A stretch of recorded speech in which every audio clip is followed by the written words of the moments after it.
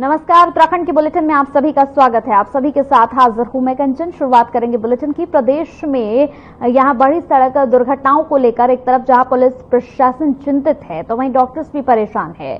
Padmashri doctor BKS Sanjay का कहना है कि सड़क दुर्घटनाओं ने महामारी का रूप ले लिया है। वो पिछले 25 सालों से इस दिशा में जागरूकता अभियान चला रहे हैं। उनका मानना है कि 90% सड़क जो दुर्घटनाएं हैं उनका मुख्य कारण चालक की लापरवाही है। डॉक्टर संजय ने कहा, ओवर स्पीडिंग, ओवरलोडिंग, ओवरटेकिंग, नशा, थकान, मोबाइल का इस्तेमाल जैसे कई कारण आग में घी डालने का काम करते हैं। उनका मानना है कि ये व्यवहारिक समस्या है और इसका समाधान यातायात नियमों के पालन में ही है।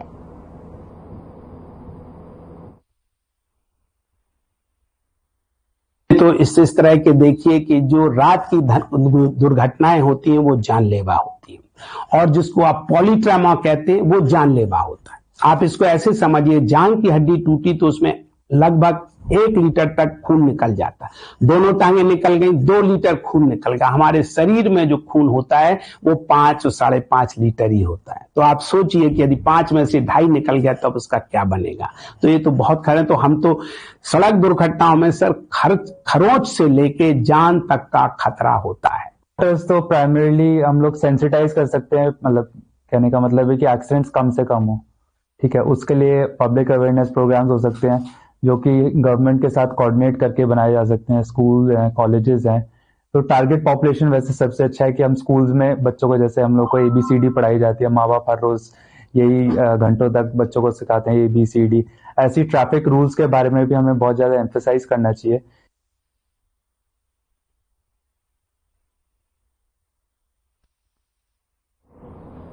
मुख्यमंत्री पुष्कर सिंह धामी की प्रेरणा से संस्कृति और धर्म यहां विभाग की तरफ से 40 लाख की धनराशि से यहां कार्यदायी संस्था ग्रामीण निर्माण विभाग के माध्यम से कलेक्ट्रेट परिसर में महान क्रांतिकारी शहीद उधम सिंह की 9 फीट ऊंची कांस्य प्रतिमा लगाने का भूमि पूजन कर शिलान्यास किया गया। साथ ही चबूतरे का विस्तारीकरण निर्माण कार्य का भूमि पूजन और शिलान्यास हुआ। वहीं इसका शिलान्यास विधायक शिव अरोड़ा और जिलाधिकारी उदयराज सिंह ने किया है। विधायक शिव अरोड़ा ने देश की आजादी में अभूतपूर्व योगदान देने वाले महान क्रांतिकारी शहीद उधम सिंह को नमन करते हुए कहा कि हमारी सरकार शहीदों के सम्मान में सदैव नतमस्तक है।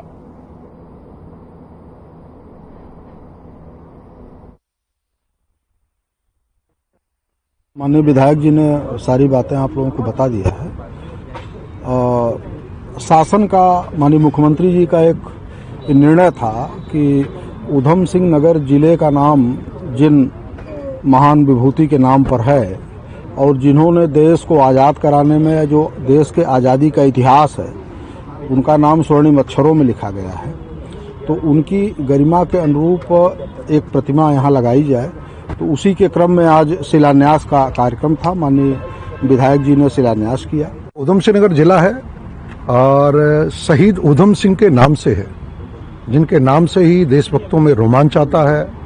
जो हमारे देश की आज़ादी का इतना बड़ा जो क्रांतिकारी थे जिन्होंने अपना बलिदान दिया, उनके नाम पर हमारे इस जिले का नाम शहीद उधम सिंह है। और ये उनका डिस्ट्रिक्ट हेडक्वार्टर है, कलेक्ट्रेट है। यहाँ पर पहले भी शहीद उधम सिंह की प्रतिमा यहाँ पर स्थापित थी, लेकिन हमारी सरकार ने, पुष्कर सिंह धामी जी सरकार ने संकल्प लिया।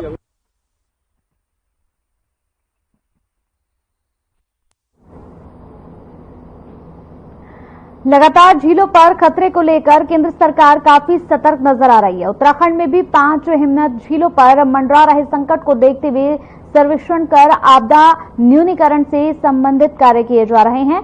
इसके लिए कई संस्थाओं के विशेषज्ञों की 2 टीमें गठित की गई हैं। आपको बता दें कि हिमालय राज्यों में ऐसी 188 हिमनद झीलें चिन्हित की गई हैं, जिनमें उत्तराखंड की 13 झीलें शामिल हैं। आपको बताते चले, इनमें से 5 को जोखिम की दृष्टि से अति संवेदनशील श्रेणी में रखा गया है।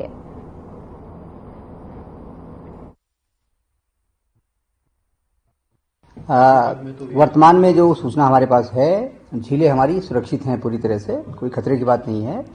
बट ये था कि हमारी 5 झीलों को क्लासिफाई किया गया है संवेदनशील में। तो उसके लिए कहा गया है कि आप हर साल स्टडी कराइए, क्योंकि जब हमें सूचना मिली उसमें तक काफ़ी समय व्यतीत हो गया था और हम एक झील का सर्वे करा पाए हैं, ग्लेशियर लेक का।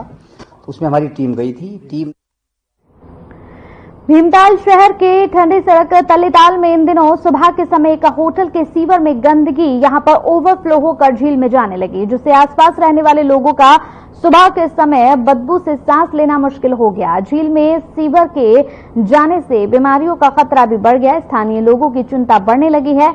झील में शिविर के पानी के जाने से एक और जहां पानी दूषित हो रहा है, वहीं इसको लेकर जल संसाधन विभाग के अधिकारियों का कहना है कि होटल का सीवर ओवरफ्लो होकर झील में जाने का मामला उनके पास आया था, जिसका संज्ञान लेते हुए होटल संचालक को नोटिस भी दिया गया। जल्द अगर संचालक की तरफ से सीवर को सही नहीं कराया गया तो विभाग अग्रिम चालान की कार्रवाई करेगा।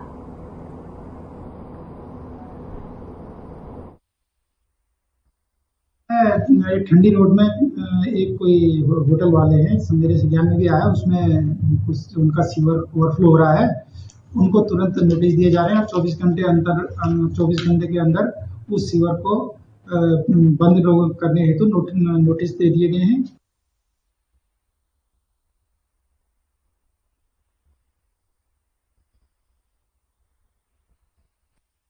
यहाँ वक्त एक छोटे से ब्रेक का, जल्द हाजिर होंगे कुछ और खबरों के साथ।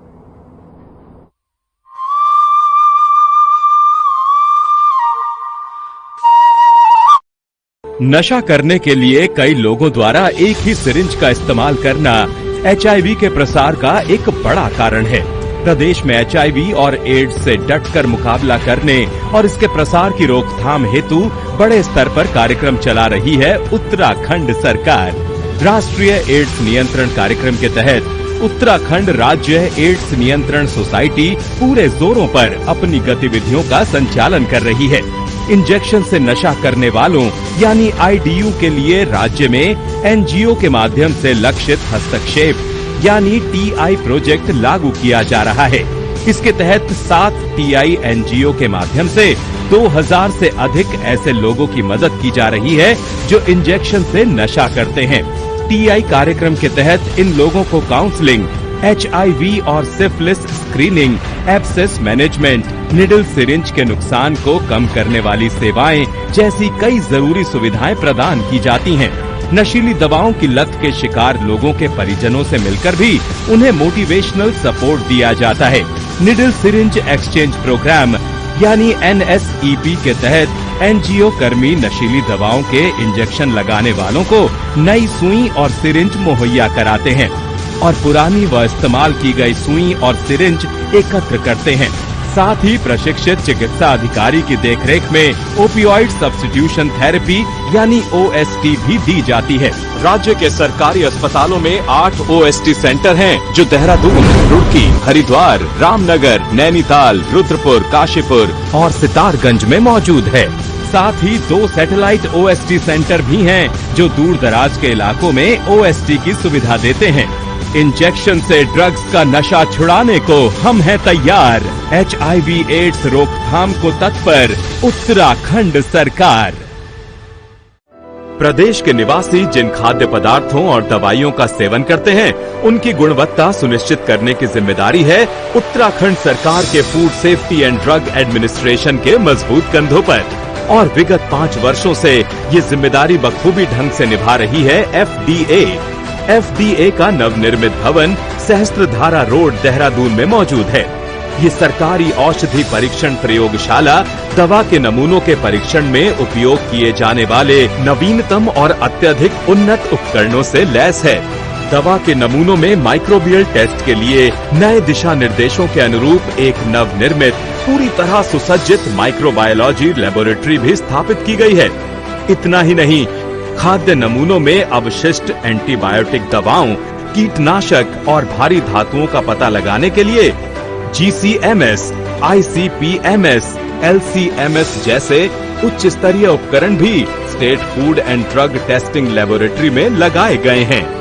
FDA समय समय पर बाजार से खाद्य पदार्थों और दवाओं के सैंपल एकत्र कर उनकी बारीकी से जांच करती है, ताकि प्रदेश वासियों की सेहत से ना हो कोई समझौता। 2022-23 में 460 सैंपल में से 80 सैंपल गुणवत्ता टेस्ट में फेल हुए। ड्रग्स कंट्रोल विंग ने नियम तोड़ने वालों पर कार्रवाई करते हुए TNC एक्ट के तहत 6 और NDPS एक्ट के तहत 8 मुकदमे दर्ज किए और 36 आरोपियों को गिरफ्तार किया। इसी तरह फूड सेफ्टी विंग ने वर्ष 2023-24 में 355 मुकदमे दर्ज किए, जिनमें से 345 मामलों के फैसले आ चुके हैं। इनमें से 332 मामलों में जुर्माने लगाए गए, जिनकी कुल राशि 1,04,23,000 है। FDA उत्तराखंड, आपके स्वास्थ्य के सच्चे प्रहरी।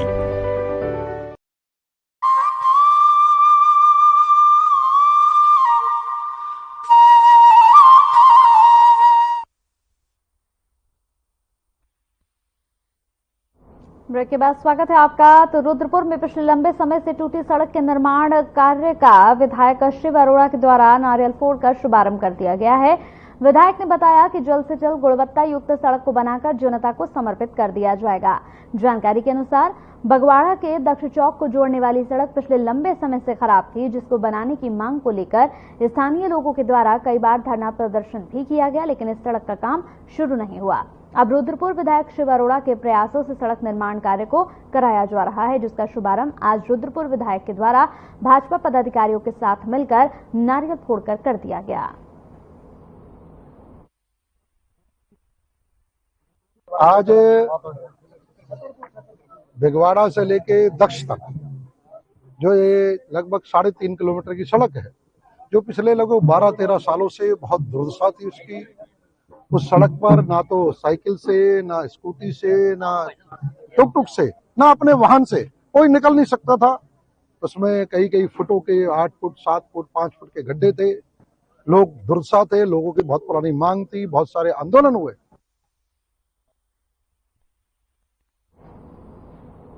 थाना लोहाघाट क्षेत्र अंतर्गत घाट क्षेत्र में रात्रि में विशेष वाहन चेकिंग अभियान चलाया गया। पिथौरागढ़ में आर्मी भर्ती में सम्मिलित युवाओं को लेकर टनकपुर जनपद चंपावत आ रही प्राइवेट बस को चेक किया गया, तो चालक के पास डीएल नहीं पाया गया और चालक के नशे में होने की पुष्टि भी हुई। वाहन चालक द्वारा यहां बिना ड्राइविंग लाइसेंस और नशे में शराब धुत होकर वाहन चलाने पर पुलिस टीम द्वारा उक्त वाहन चालक का चालान कर गिरफ्तार करते हुए वाहन को सीज किया गया। साथ ही बस में बैठे हुए यात्रियों को अन्य वाहन से उनके स्थान तक पहुंचाया गया।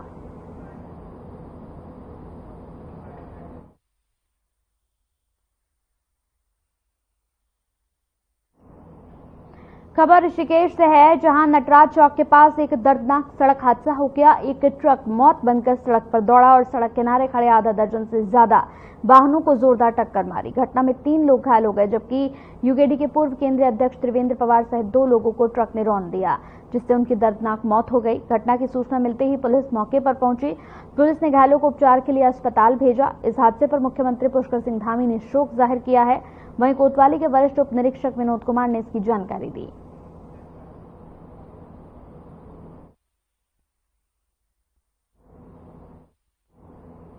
सीएम पुष्कर सिंह धामी ने संविधान दिवस के अवसर पर प्रदेशवासियों को शुभकामनाएं दी। सीएम ने संविधान दिवस की पूर्व संध्या पर जारी संदेश में कहा कि संविधान हमारे देश की आत्मा है। ये प्रत्येक भारतीय के गौरव, अधिकार और सम्मान का रक्षक भी है। सीएम ने भारतीय संविधान के शिल्पकार बाबा साहेब अम्बेडकर जी को नमन करते हुए कहा कि विश्व में भारत की विशिष्ट पहचान बनाने में भारतीय संविधान की विशेष भूमिका है। सीएम पुष्कर सिंह धामी ने कहा कि संविधान में प्रत्येक नागरिक के लिए मौलिक अधिकारों के साथ ही कर्तव्यों का भी उल्लेख किया गया है। संविधान प्रदत्त अधिकारों का उपयोग करना ही नहीं, इसके मूल्यों की रक्षा करना भी हर नागरिक का कर्तव्य है।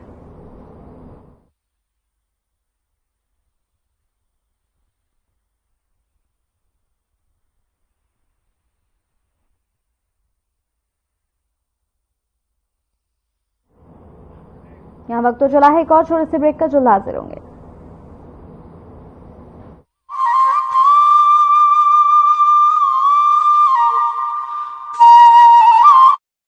नशा करने के लिए कई लोगों द्वारा एक ही सिरिंज का इस्तेमाल करना एचआईवी के प्रसार का एक बड़ा कारण है।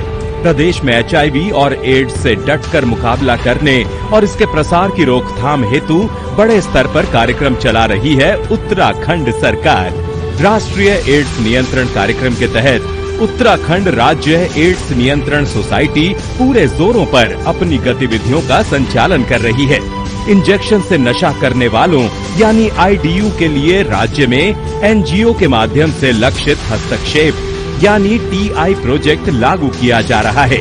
इसके तहत 7 टीआई एनजीओ के माध्यम से 2000 से अधिक ऐसे लोगों की मदद की जा रही है जो इंजेक्शन से नशा करते हैं। टीआई कार्यक्रम के तहत इन लोगों को काउंसलिंग, HIV और syphilis screening, abscess management, needle syringe के नुकसान को कम करने वाली सेवाएं जैसी कई जरूरी सुविधाएं प्रदान की जाती हैं। नशीली दवाओं की लत के शिकार लोगों के परिजनों से मिलकर भी उन्हें मोटिवेशनल सपोर्ट दिया जाता है। निडल सिरिंज एक्सचेंज प्रोग्राम यानी NSEP के तहत NGO कर्मी नशीली दवाओं के इंजेक्शन लगाने वालों को नई सुई और सिरिंज मुहैया कराते हैं और पुरानी व इस्तेमाल की गई सुई और सिरिंज एकत्र करते हैं।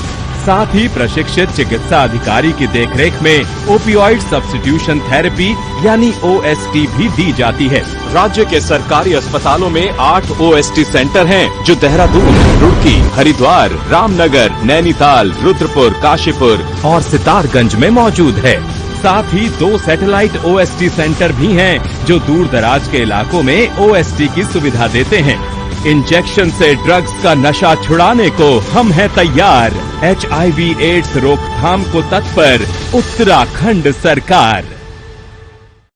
प्रदेश के निवासी जिन खाद्य पदार्थों और दवाइयों का सेवन करते हैं, उनकी गुणवत्ता सुनिश्चित करने की जिम्मेदारी है उत्तराखंड सरकार के food safety and drug administration के मजबूत कंधों पर।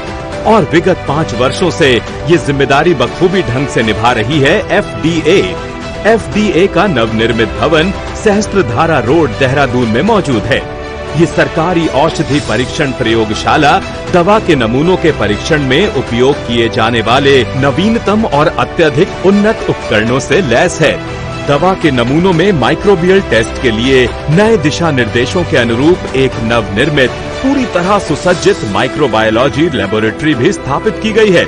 इतना ही नहीं, खाद्य नमूनों में अवशिष्ट एंटीबायोटिक दवाओं, कीटनाशक और भारी धातुओं का पता लगाने के लिए GCMS, ICP-MS, LC-MS जैसे उच्च स्तरीय उपकरण भी state food and drug testing laboratory में लगाए गए हैं।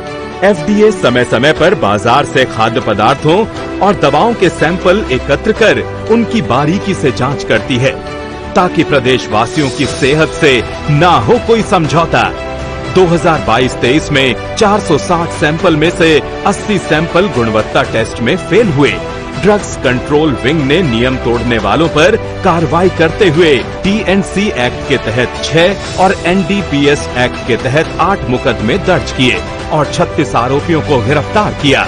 इसी तरह फूड सेफ्टी विंग ने वर्ष 2023-24 में 355 मुकदमे दर्ज किए, जिनमें से 345 मामलों के फैसले आ चुके हैं। इनमें से 332 मामलों में जुर्माने लगाए गए, जिनकी कुल राशि 1,04,23,000 है। FDA उत्तराखंड, आपके स्वास्थ्य के सच्चे प्रहरी।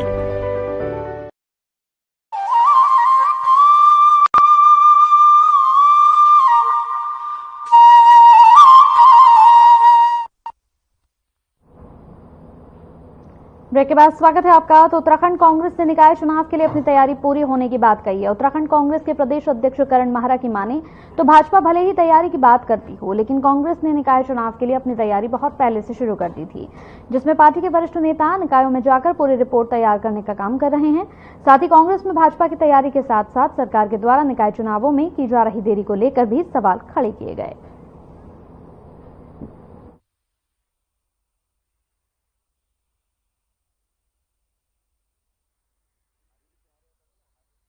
हमारे भी प्रभारी विभिन्न क्षेत्रों में जाके जिनको जिस क्षेत्र का प्रभार दिया है वहाँ मीटिंगें ले रहे हैं।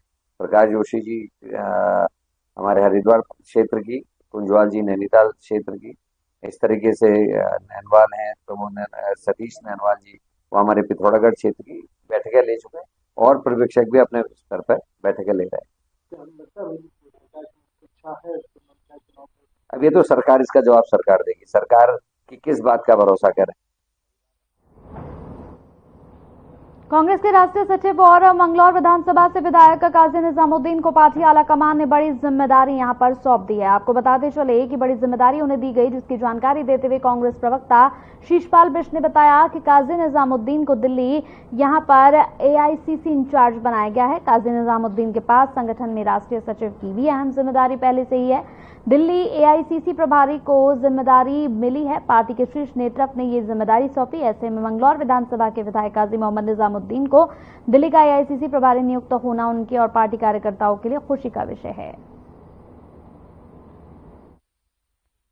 बीमार हो आदमी तब तो पहले काजी निजामुद्दीन जी कांग्रेस पार्टी के वरिष्ठ नेता हैं। वो वरिष्ठतम विधायकों में भी शामिल हैं। राजस्थान के सह प्रभारी वो पहले से ही थे और निश्चित तौर पर कांग्रेस पार्टी को मजबूत करने के लिए उन्होंने उत्तराखंड और राजस्थान में कड़ी मेहनत की है और उसी का इनाम उनको कांग्रेस पार्टी के शीर्ष नेतृत्व ने दिया। उनको दिल्ली जैसे महत्वपूर्ण प्रदेश का प्रभारी बनाया गया है और मेरा पूरा विश्वास है कि वो अपनी जिम्मेदारी को मेहनत के साथ, ईमानदारी के साथ निभाएंगे और कांग्रेस पार्टी को दिल्ली में वापस सत्ता में लाने के लिए उनका बड़ा योगदान रहेगा।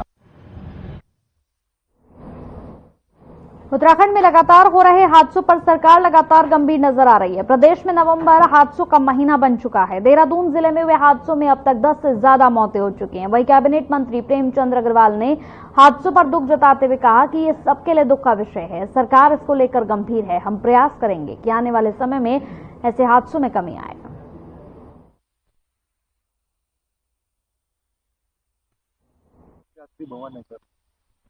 ये दुखद है। एक्सीडेंट्स बहुत इस बीच में हुए हैं, चाहे वो हमारी अल्मोड़ा की घटना हो, देहरादून की घटना हो, कल ऋषिकेश में घटना हुई है। पहले तो मैं जो मृतक हैं उनके लिए भगवान से प्रार्थना करूँ वो जिस प्रकार से उनकी मौत हुई है उनको सदगति प्रदान करें। और ये दुख का विषय हम सबके लिए तो है ही है। और नशे की जहाँ तक बात है, एक्सीडेंट नशे के कारण भी हो रहे हैं, अन्य भी कारण बनते हैं, लेकिन निश्चित रूप से सरकार इसमें गंभीर है और प्रयास करें कि ये जो हमारे बढ़ते हुए एक्सीडेंट हैं क्या। चलिए इसी के साथ इस बुलेटिन में मेरे साथ इतना ही। नमस्कार।